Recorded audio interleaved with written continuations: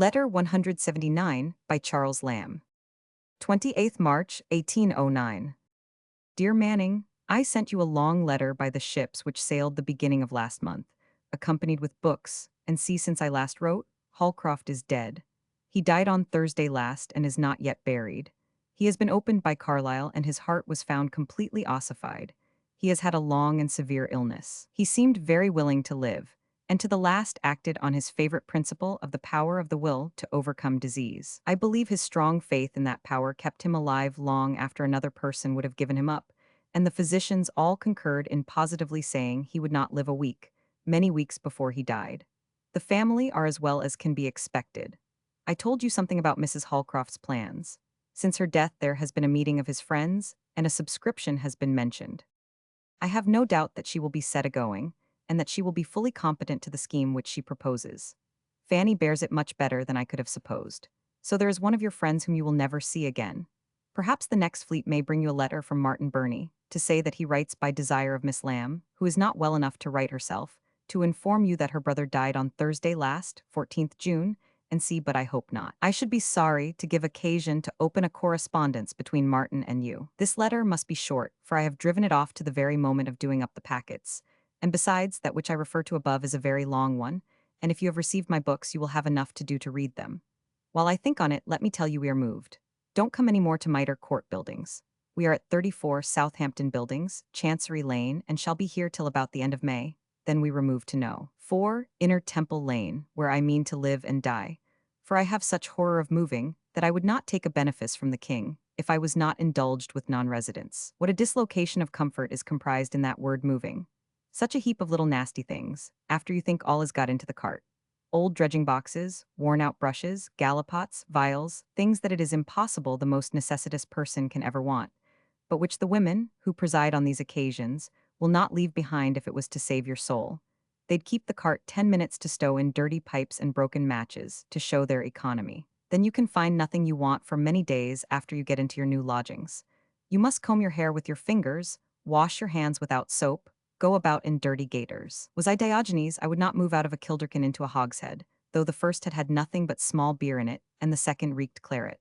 Our place of final destination, I don't mean the grave, but number 24 Inner Temple Lane, looks out upon a gloomy churchyard-like court, called Hare Court, with 3 trees and a pump in it. Do you know it? I was born near it, and used to drink at that pump when I was a Rechabite of 6 years old. If you see newspapers, you will read about Mrs. Clark. The sensation in London about this nonsensical business is marvelous. I remember nothing in my life like it. Thousands of ballads, caricatures, lives of Mrs. Clark in every blind alley. Yet in the midst of the stir, a sublime abstracted dancing master, who attends a family we know in Kensington, being asked a question about the progress of the examination in the house, inquired who Mrs. Clark was. He had heard nothing of it.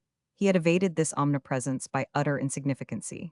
The Duke should make that man his confidential valet. I proposed locking him up, barring him the use of his fiddle and red pumps, until he had minutely perused and committed to memory the whole body of the examinations, which employed the House of Commons a fortnight, to teach him to be more attentive to what concerns the public. I think I told you of Godwin's little book, and of Coleridge's prospectus in my last. If I did not, remind me of it, and I will send you them, or an account of them, next fleet. I have no conveniency of doing it by this. Mrs. grows every day in disfavor with God and man. I will be buried with this inscription over me. Here lies CL, the woman-hater. I mean that hated one woman. For the rest, God bless them, and when he makes any more, make 'em prettier. How do you like the Mandarinuses? Are you on some little footing with any of them? This is Wednesday. On Wednesdays is my levee. The Captain Martin Phillips, not the sheriff, Rickman, and some more, are constant attendants besides stray visitors. We play at whist, eat cold meat and hot potatoes, and any gentleman that chooses smokes. Why do you never drop in? You'll come some day, won't you? See Lamb and see. Thomas Holcroft died on March 23, 1809, aged 63. Mitre Court Buildings, Southampton Buildings, and Inner Temple Lane, Lamb's homes, have all been rebuilt since Lamb's day. That word moving. Lamb later elaborated and condensed this passage, in the Elia essay New Year's Eve. Any alteration, on this earth of mine, in diet or in lodging, puzzles and discomposes me. My household gods plant a terrible fixed foot, and are not rooted up without blood. Mrs. Clark. Mary Anne Clark, 1776–1852, mistress of the Duke of York, commander-in-chief, whose reception of money from officers as a return for procuring them preferment or promising to, by her influence with the Duke, had just been exposed in Parliament and was causing immense excitement. Godwin's little book, probably the essay on sepulchres, but Godwin's lives of Edward and John Phillips, Milton's nephews, appeared also at this time. Most probably Mrs. Godwin once more. Not the sheriff. Alluding to Sir Richard Phillips, the publisher, who was elected Sheriff of London in 1807 and was knighted in 1808. On the same day, Lamb and his sister wrote a very charming joint letter to Louisa Martin, which has not yet been published. See the preface to this volume, P. Roman 8.